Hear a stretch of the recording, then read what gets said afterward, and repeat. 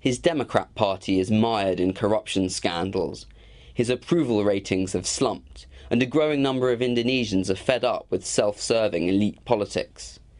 So President Susilo Bambang Yudhoyono has launched a US-style convention to revitalize his ailing party and select its next presidential candidate. Welcome to convention politics, Indonesian style. Behind me, would-be Democrat presidential candidate Dahlan Iskan is warming up his supporters with a bout of 7 a.m. aerobics. It's fair to say it's not for the faint-hearted. A journalist turned tycoon, Mr Iskan was made Minister for State-Owned Enterprises in 2011. Now the energetic 62-year-old is the most popular of the 11 men running to be the Democratic candidate in the July presidential election. So Mr. President has an idea that how can we select some very capable men, but not popular yet, to join to the Democratic Convention, and then through the convention the capable people become more popular and more popular and more popular. In Indonesia's complex electoral system, only parties can nominate presidential candidates, and only if they meet a high threshold in April's parliamentary vote. So although this is the world's third biggest democracy, a narrow group of politicians control the presidential nominations. The Democrats are experimenting with a more inclusive process, holding a series of convention debates across this vast archipelago since September. And they've given a platform to emerging leaders from outside the party like Mr Iskan, Islamic intellectual Anies Baswedan, and former Trade Minister Gita Wirjawan. It is the only mechanism that's able to democratize a process of selecting the future leader of the country.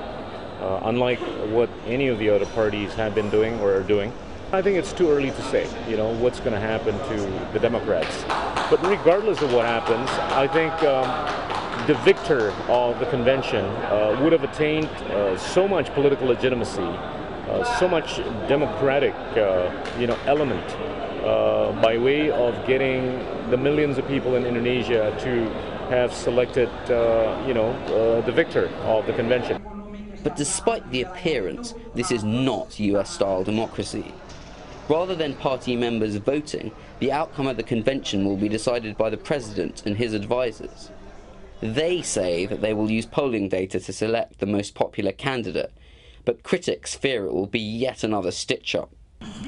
Student Zulfahan Ibrahim has come to the latest convention debate in the city of Balikpapan to support Mr Baswedan, whose drive to promote education has earned him many young devotees. The 24-year-old student is keeping an open mind about the convention. This is a brand new process that Indonesian, going through this year, opening a large opportunity for any Indonesian citizens to go up against the other Indonesian citizens for the #1 position in the country. For me, it is like a double-edged sword.